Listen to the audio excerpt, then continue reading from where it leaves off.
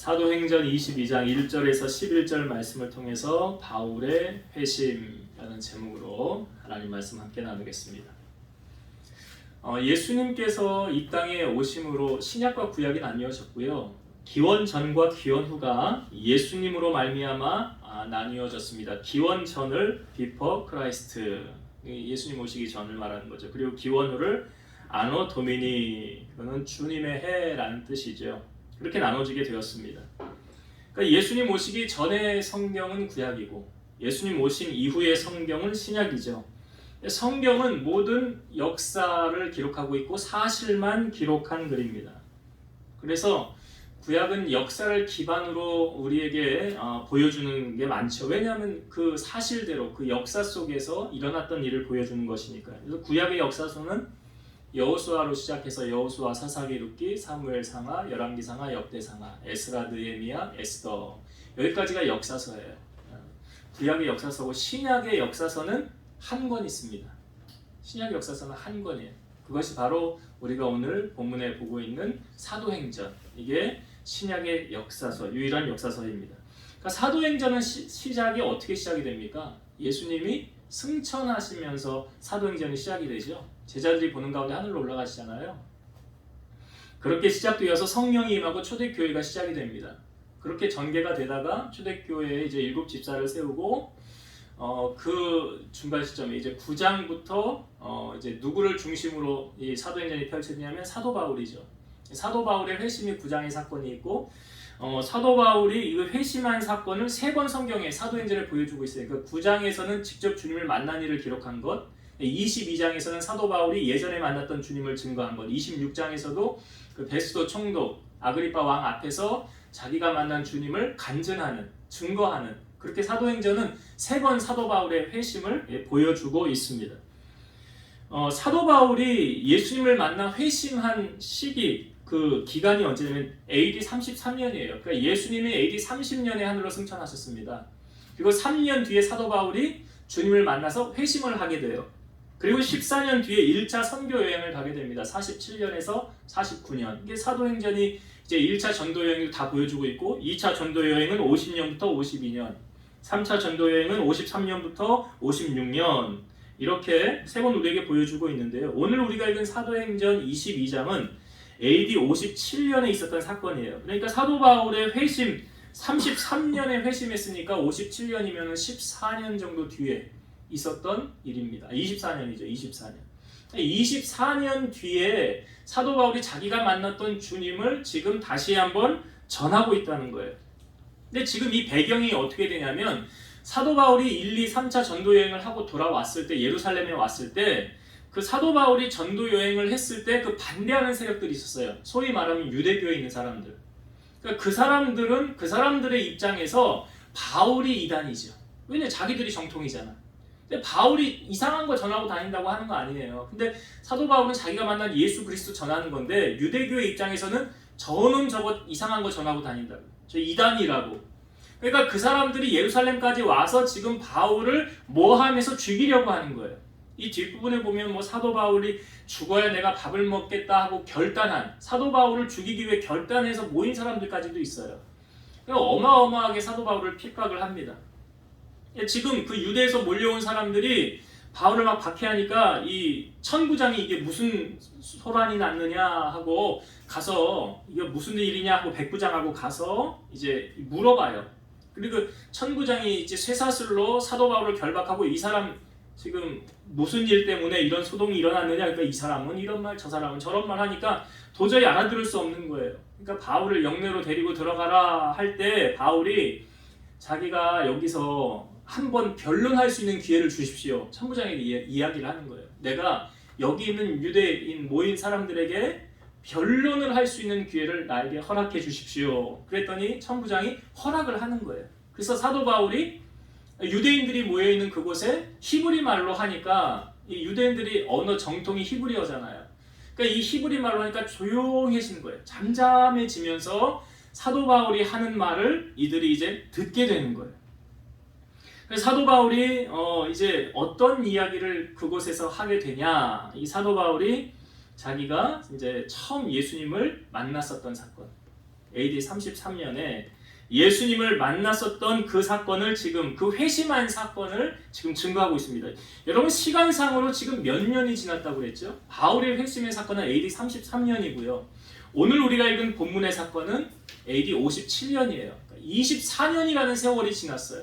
여러분 우리가 어떤 결정적인 사건은 쉽게 잊혀지지 않잖아요. 여러분 부부싸움을 할 때도 왜 마음에 상처가 되는 거는 계속 싸움할 때마다 나오는 왜 잊지 못하니까 그 잊을 수가 없거든요. 그러니까 참 아픈데 쓴뿌리 제거해야 되긴 하는데 그러니까 좋은 의미에서 사도 바울이 지금 24년 전에 있었던 그 생생한 사건을 다시 한번 그 유대인들에게 증거를 하고 있는 거예요. 여러분 복음이라는 건 무엇입니까? 예수님의 소식이죠. 그러니까 사도 바울이 지금 누구를 증거하느냐? 예수 그리스도를 전파하는 거예요. 여러분 주님을 만나면 그 사람의 목적이 분명해집니다. 그리고 꿈이 생겨요. 그리고 내가 왜 살아야 되는지, 주님이 나를 왜 부르셨는지를 알게 돼요. 깨닫게 된다는 거예요. 사도 바울이 그러하지 않았습니까? 주님을 만난 후로 그가 완전히 다른 인생 복음 전도자로, 사도행전 앞부분에 주님을 만나던 사도행전 보면 사도 바울이 즉시로 복음을 증거하는 그 바울의 모습이 보여지거든요. 그 인생의 터닝 포인트가 사도 바울에게 있어서 바로 주님을 만난 사건이라는 거죠. 그래서 오늘 사도 바울이 이 사람들이 있는 모인 그곳에서 자 무슨 말을 했는지 성경 본문을 다시 한번 볼게요. 3절부터 보겠습니다. 3절부터 제가 다시 읽어볼게요. 내가 유대인으로 길르기아 다소에서 났고 이성에서 자라 가말리엘의 문화에서 우리 조상들의 율법의 엄한 교훈을 받았고 오늘 너희 모든 사람처럼 하나님께 대하여 열심히 있는 자라. 이게 사실은 사도 바울도 처음 출발을 어디서 했습니까? 유대교에서. 그러니까 초대교회가 탄생하기 전에는 다 유대교 중심으로, 유대인들 중심으로. 그게 유대교예요. 그러니까 사도 바울이 내가 뭐라는 걸 말하는 내가 유대인이다 라는 걸 말하는 거예요. 정통 유대인이에요. 그것도 가말리엘 문화에서 자랐고 그 율법을 다 지켜왔고 하나님께 열심히 있는 자라. 그러니까 유대인들은 아직도 메시아가 왔다는 걸 인정해요? 안 해요? 안 해요. 아직 예수님이 안 왔다고 그래요. 메시아가 도래하지 않았다고 그래요. 유대인들은 믿지 않는 거예요. 구약만 믿는 거 아닙니까? 그 앞부분만. 그래서 사도 바울이 지금 나도 여러분들과 똑같이 유대인이고 하나님께 대하여 열심히 있는 자라. 4절 보세요. 내가 이 돌을 박해하여 사람을 죽이기까지 하고 남녀를 결박하여 옥에 넘겼노니. 이 돌하는 게 뭐예요? 예수님을 믿는, 예수 그리스도를 믿는 사람들을 박해하여 사람들을 죽이기까지 하고 사람들을 죽이는 사건이 있었죠. 사실 사도 바울의 처음 등장이 몇 장에 등장하냐면 사도행전 7장에 등장해요. 그 사도행전 7장의 마지막 단락에 보면 스데반이 복음을 전하고 돌을 맞아 순교하는 장면이 있을 때 그 사람들이 옷을 벗어 사울이라고 하는 사람 앞에 벗어 놓았더라. 그러거든요. 그러니까 이게 뭐냐면 옷을 벗어서 논다는 게 증인이라는 의미, 당신이 책임자라는 의미예요. 그러니까 스데반의 죽음에 내가 책임질게. 그런 의미로 이제 사도 바울이 거기 처음 등장해 사울이라는 이름으로 등장을 하죠. 그러니까 이 돌을 박해하고 사람을 죽이기까지 하고 결박하고 옥에 넘겼노니 맞죠? 자, 5절을 볼게요. 5절. 이에 대제사장과 모든 장로들이 내 증인이라. 또 내가 그들에게서 다메섹 형제들에게 가는 공문을 받아가지고 거기 있는 자들도 결박하여 예루살렘으로 끌어다가 형벌받게 하려고 가더니. 지금 다메섹에 공문을 가지고 가는데 이 공문이 뭐냐면 이제 예수 믿는 사람들 잡아서 뭐 하려고 그래요? 옥에 가두려고. 그래서 다메섹 가는 거예요. 목적이 그거예요. 다메섹을 가는 목적이 이 예수쟁이들 내가 다 잡아가지고 말이야 감옥에다 쳐넣어버릴 거야. 이런 목적으로 지금 다메섹을 지금 가는 중이에요. 자 6절. 가는 중 다메섹에 가까이 갔을 때에 오정쯤 되어 호련히 하늘로부터 큰 빛이 나를 둘러 비치매 내가 땅에 엎드러져 들으니 소리 있어 이르되 사울아 사울아 네가 왜 나를 박해하느냐 하시거늘. 큰 빛이 비치는데 소리가 들렸다는 거죠. 근데 이 소리는 다른 사람은 못 들었어요. 누구에게만 들렸느냐? 사도 바울에게만 들린 거예요.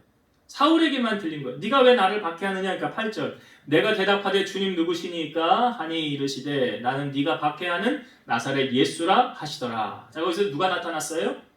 예수님이 나타났어요. 그러니까 바울이 지금 여기서 예수님을 만난 거예요. 우리가 신앙생활하면서 가장 중요한 건 뭡니까? 예수님 만나는 거예요.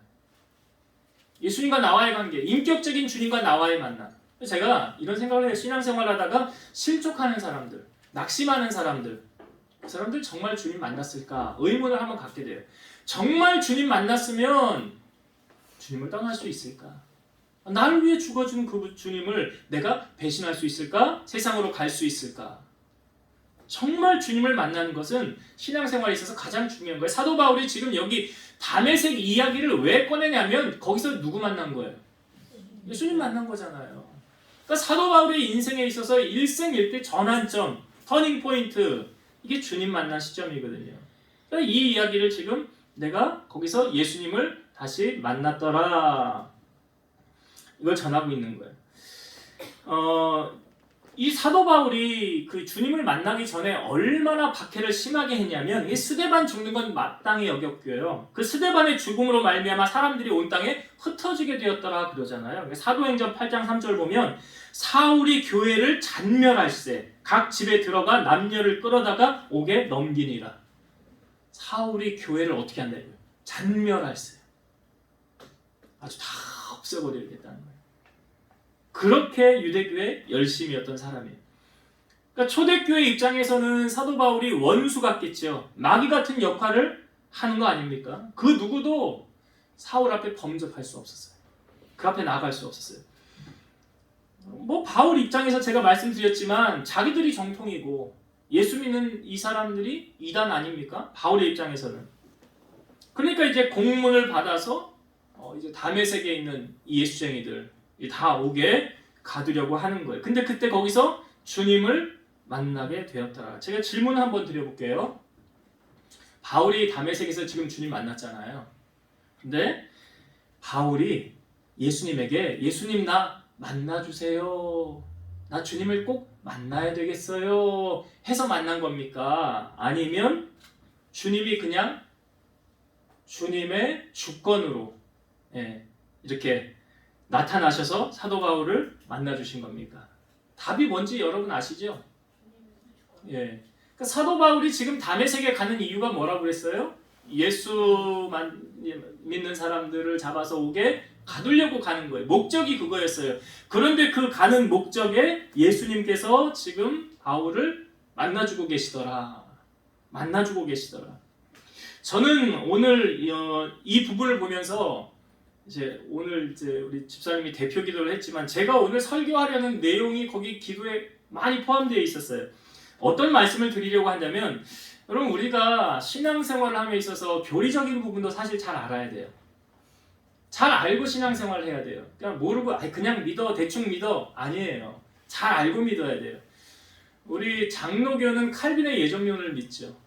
칼빈의 예정론에서는 그 5단계가 있어요. 이 5단계를 제가 설명을 드리려고 그래요. 그러니까 오늘 이 바울의 만남, 이 회심의 사건이 이거하고 딱 들어맞아요. 그래서 이 5단계 전무제불성, 앞글자만 따면 전무제불성인데 앞글자를 따서 제가 5가지 이거를 제가 설명을 드리고 그 다음에 알미니안에 대해서 비교해서 잠깐 말씀을 드리려고 그래요. 잘 알아야 돼요. 장로교는 뭐야? 뭔지 알고 믿어야 되고, 감리교는 뭐고, 다르거든요. 좀 교리적인 부분에 예수를 믿는 건 뭐 같다 할지라도. 그래서 제가 이 칼빈의 예정론 5대 교리 먼저 하나씩 제가 먼저 설명을 드릴게요. 첫 번째 뭐냐면 전적 타락이에요. 전적 부패. 아담의 타락 이후에 모든 인간은 전적으로 부패했다. 그래서 인간 스스로는 하나님을 알 수도 없고 하나님을 만날 수도 없다. 로마서 3장 23절 모든 사람이 죄를 범하였음에 하나님의 영광에 이르지 못하더니. 지금 다메섹으로 가는 이 바울이요, 예수님을 지금 만나지 못했잖아요. 알지 못했어요. 그냥 뭐 귀로만 들었는지 소문으로 들었는지 모르겠으나 확실히 주님을 몰라요.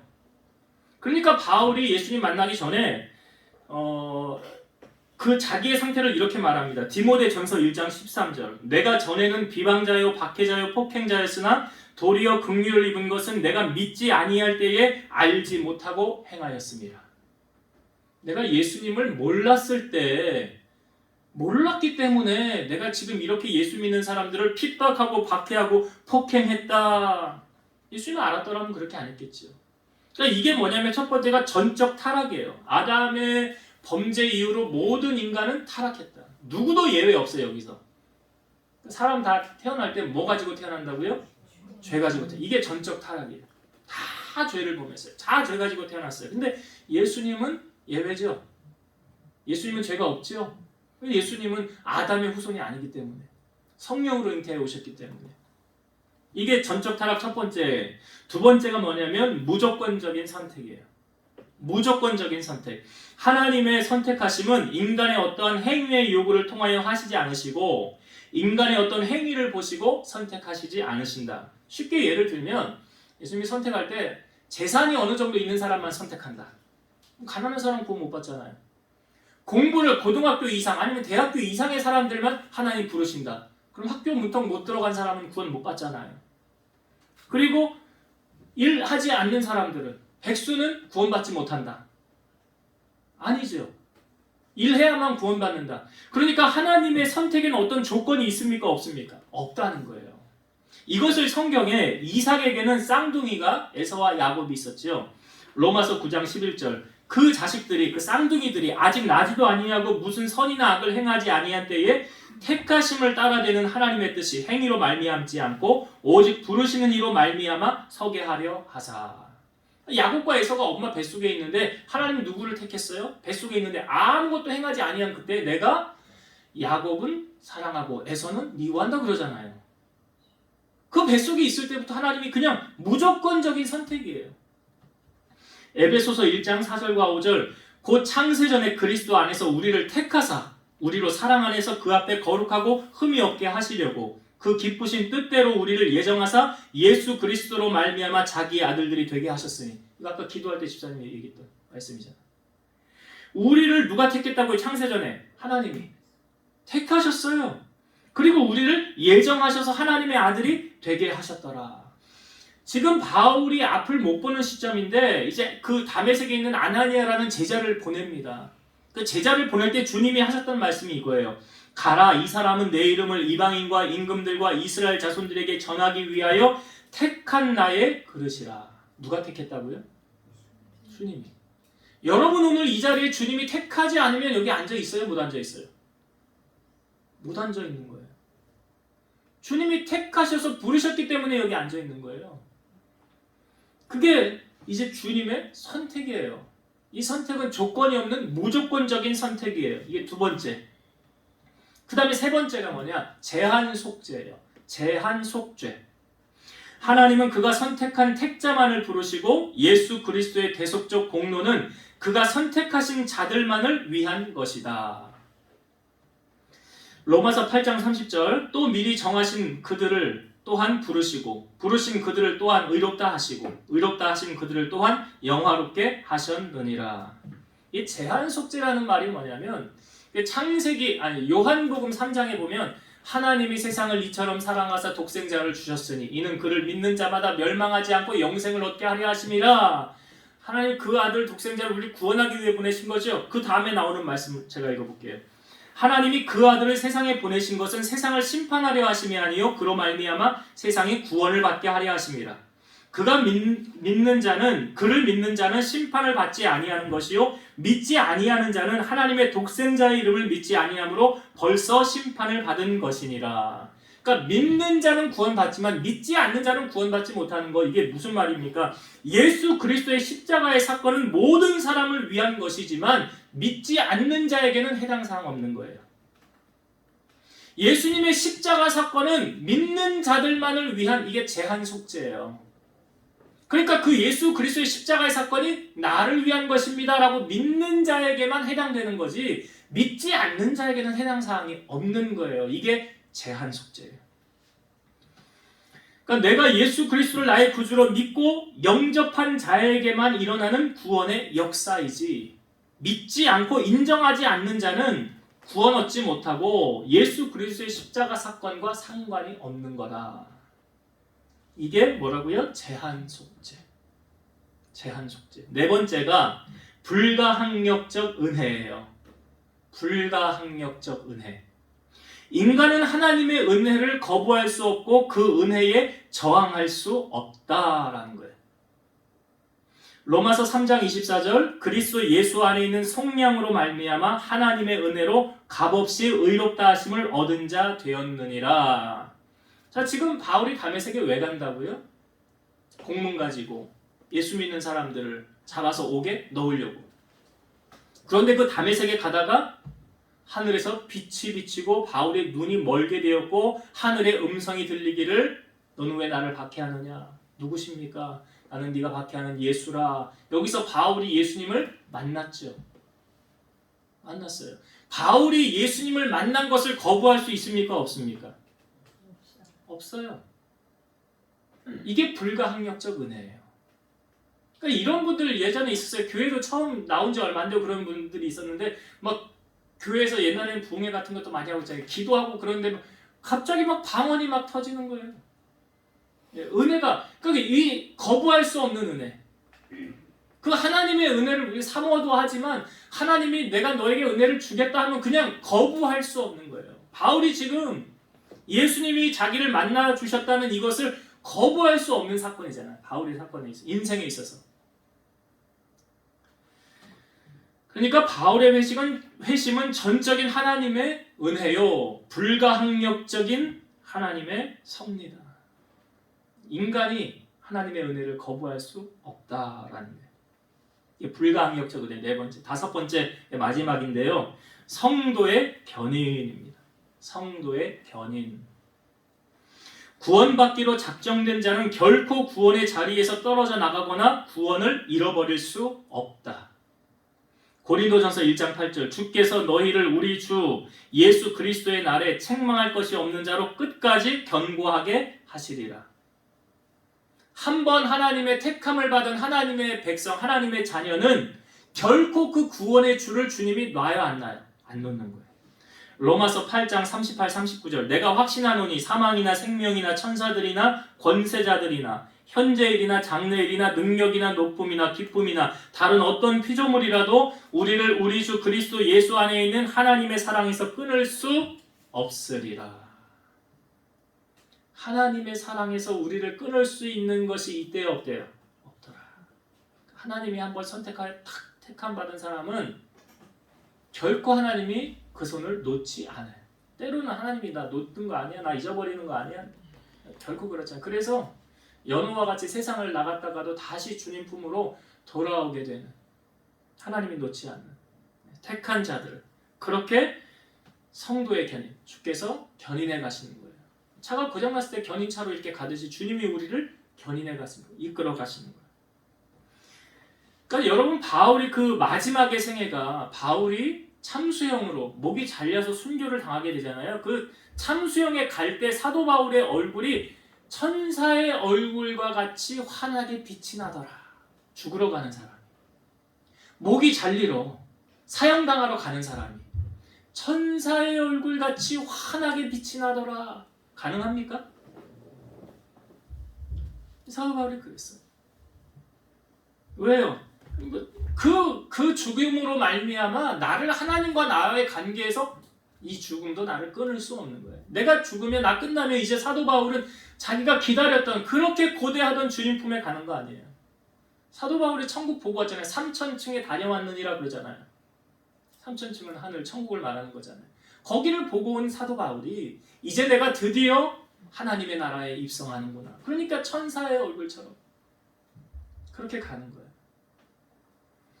이것이 칼빈의 이제 5대 교리 예정론이에요. 전무제불성. 제가 앞 글자만 따서. 제가 여러분들에게 설명을 이 사도 바울의 인생을 적용하면 이 삶을 적용하면 하나도 틀린 게 없어요. 다 딱 들어맞아요.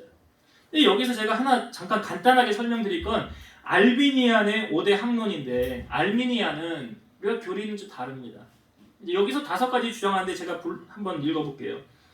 첫 번째가 자율구원성. 자율구원성. 인간은 완전 타락하지 않았고 자유의지가 남아있다.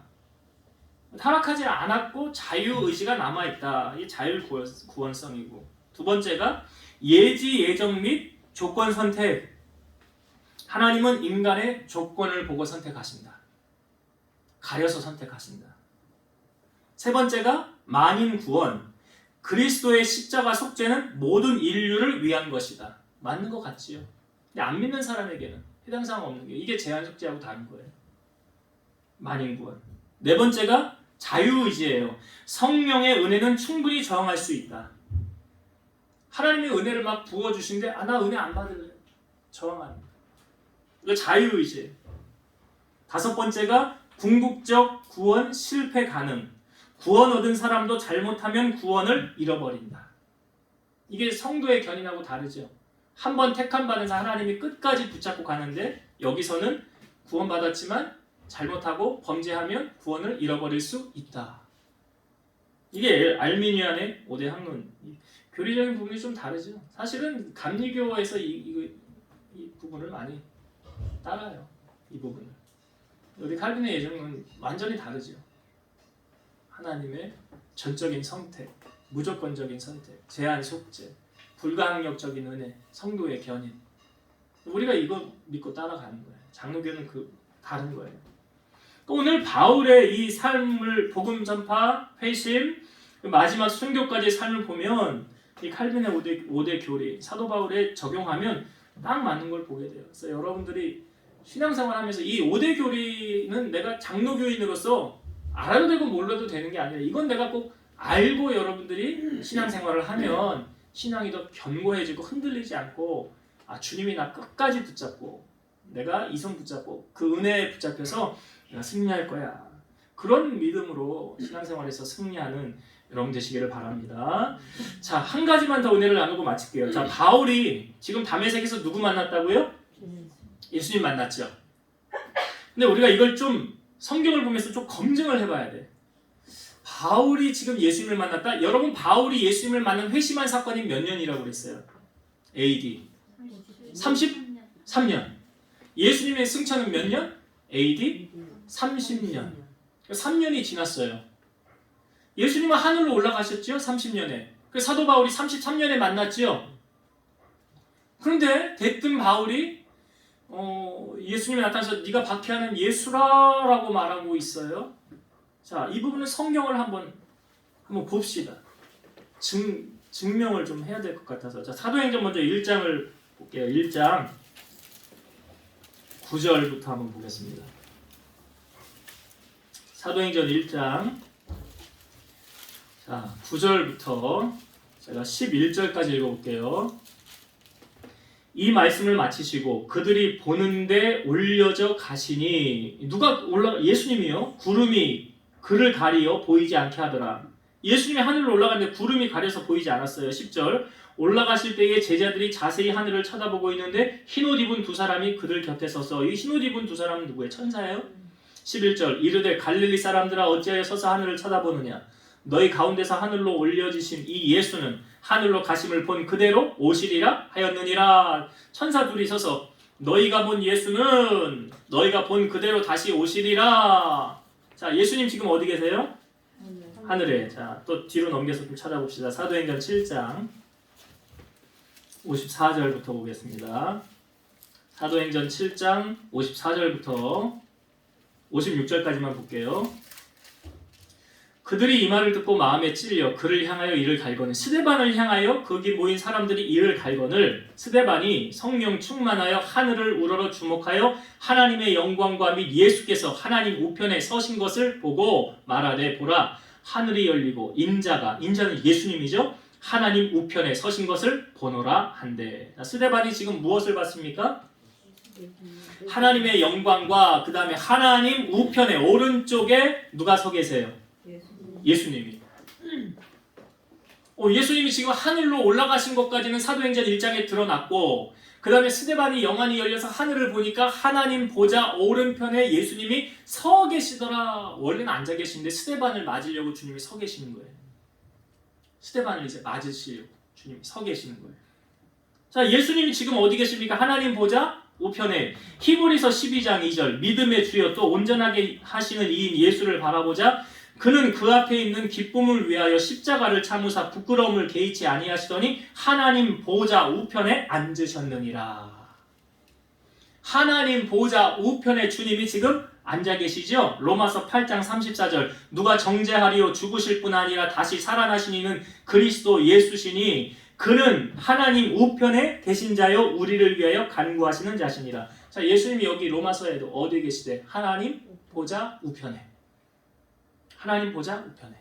우리가 사도신경에서도 말할 때도 거기도 예수님이 하나님 보좌 우편에 우리가 고백했잖아요.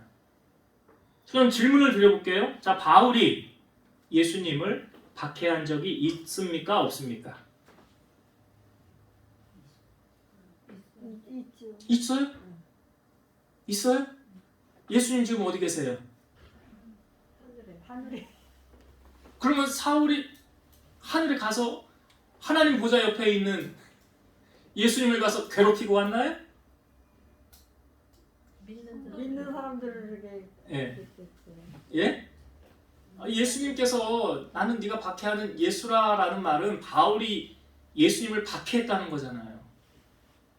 예수님은 지금 어디 계신다고요? 하늘에.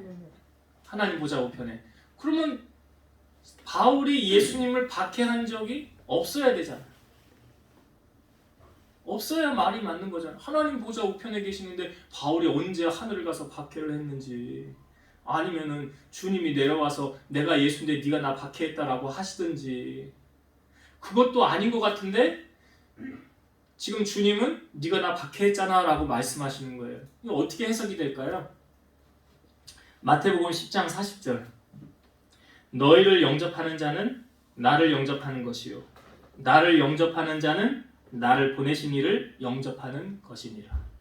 예수님께서 12 제자를 파송하시면서 하셨던 말씀, 제자들에게 너희를 영접하는 자는 나를 영접하는 거다. 너희를 대접하는 자는 나를 대접하는 거다. 제자들에게 한 것인 줄 알았는데 그게 누구에게 한 거래요? 예수님에게 한 거래요. 그게 예수님에게 한 거래요. 고린도전서 3장 9절, 우리는 하나님의 동역자들이요 너희는 하나님의 밭이요 하나님의 집이니라. 고린도전서 3장 23절, 너희는 그리스도의 것이요 그리스도는 하나님의 것이니라. 그러니까 바울이 지금 예수 믿는 사람들, 사역자들, 그 사람들을 박해한 것이 곧 누구를 박해한 거래요? 예수님을 박해한 거예요. 주님의 말씀을 전하는 사역자들, 주의 일에 헌신하는 자들을 잘 대접하고 섬기면 그것 주님에게 하는 거고요. 그들을 곤란하게 하고 힘들게 하고 어렵게 하면 그 주님을 핍박하고 박해하는 거예요. 히브리서 13장 17절, 너희를 인도하는 자들에게 순종하고 복종하라. 그들은 너희 영혼을 위하여 경성하기를 자신들이 청산할 자인 것 같이 하느니라. 그들로 하여금 즐거움으로 이것을 하게 하고, 이거 즐거움으로 목회해요. 즐거움으로 이것을 하게 하고 근심으로 하게 하지 말라. 그렇지 않으면 너희에게 유익이 없느니라. 한 예를 들면 이제 아브라함이 사실은 이제 하나님의 부름을 받은 하나님의 종으로도 표현을 하는데, 이 아비멜렉이라는 그 왕이요, 그 아브라함의 아내 사레를 데려갑니다. 사실 누이라고 속이기도 했지만, 그런데 하나님이 아비멜렉에게 나타나서 내가 너 혼내킬 거야, 내가 너 벌 줄 거야. 그러니까 이 아비멜렉이, 아니 하나님은 의로운 사람도 혼냅니까? 그러니까 뭐라고 그러냐면 네가 선지자의 아내를 취하였기 때문이라 그래. 사라를. 아니 그 누이라고 그래서 제가 그런 거 아닙니까? 저는 모르고 그런 겁니다. 그러니까 이제 알았다 하면서 이 아비멜렉이 하나님을 만났잖아요. 두려웠어요. 그래서 사라를 이제 내어서 돌려보내줬어요. 그리고 종들에게 그 이야기를 다 전했어요. 하나님이 나타나셔서 이렇게 말씀하셨다. 그런데 그 성경에 보면 아비멜렉의 집안의 모든 태가요, 그 사라를 취함으로 말미암아 다 하나님이 닫아놔 버렸어요. 닫아놨어요. 근데 이 태가 언제 다시 열리게 되었냐면 아브라함이 아비멜렉을 위하여 다시 기도하는 사건이 있었어요. 아브라함이 아비멜렉을 위해서 기도함에 하나님께서 다시 그 아비멜렉에 닫혀진 모든 태의 문을 열어주셨어요. 이게 어떤 연관 관계가 있습니까? 그러니까 주의 종을 잘 공개하고 섬기는 자 하나님이 반드시 보상하세요. 갚아주세요. 그런데 주의 종 반대편에 서서 힘들게 하고 고난을 주고 괴롭게 하고 그러면 막혀요. 하는 일이 안 됩니다. 하나님이 그렇게 막아요. 안 돼요. 이거 알아야 돼요. 그래서 주의 종에게 하나님이 축복권하고 저주권도 주었어요. 하나님이 그렇게. 그래서 우리가 오늘 이 바울의 그 사건을 통해서 사도 바울이 모르고 행하였지만 그 믿는 자들을 박해한 것, 그것이 결국 누구를 박해한 거래요? 예수님을. 이것을 알면 우리가 지혜로운 성도는 어떻게 해야 복을 받는지 아는 거예요. 그래서 절대로 여러분들이 이 목회자의 편에 될 수 있으면 서고 반대편에 서면 안 되고 교회 편에 서야 되고 그리고 믿는 자들을 박해하고 핍박하면 하나님이 가만히 있지 않아요. 그러니까 원수 갚는 것이 내게 있다는 표현이 뭐냐면 내가 믿는 자를 박해하는 자를 내가 가만히 안 둘 거야. 내가 너를 얼마나 아끼는데 너에게 그렇게 하냐. 그 하나님이 가만히 있지 않아요. 그러니까 우리가 이거 하나님 두려운 걸 알면 그렇게 행하지 않죠. 근데 바울도 몰랐기 때문에 그렇게 행한 거예요. 주님을 여기 다메섹에서 만난 이후로는 바울이 그런 일이 없잖아요. 그래서 우리가 바울이 다메섹에서 주님 만났을 때 그 믿는 자들을 말씀을 전하는 주의를 하는 자들을 박해한 것. 스데반이 돌 맞아 죽었을 때 그 증인 섰던 사람이 사울이라고요. 바울. 변화되기 전에 사울. 그 얼마나 박해를 심하게 했습니까? 모르고 했다라고 하지만 거기서 네가 나에게 한 것이다 라고 말씀하셨죠. 자, 이제 말씀을 정리하고 마치겠습니다. 여러분, 사도 바울의 오늘 본문의 이 회심 사건은 24년 전에 있었던 사건이에요. 여러분, 신앙생활하면서 우리가 눈에 보이는 것으로 신앙생활하면 안 돼요.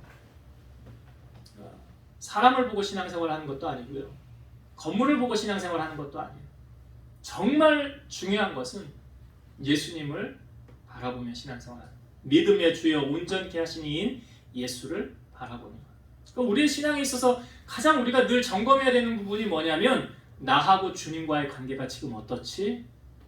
그러니까 사도 바울이 지금 24년이 지나도 그 이야기를 하는 것은 여전히 주님의 사랑에 붙들려 있다는 거 아니에요. 그 첫사랑 붙잡고 가고 있다는 것, 그거 말해주는 거예요.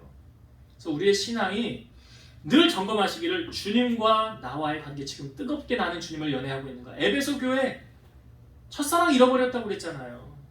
어디서 떨어졌는지를 생각하고 회개하여 돌이키라고 그러잖아요. 신앙생활은 주님과 나와의 관계, 그거 붙잡고 가는 거예요.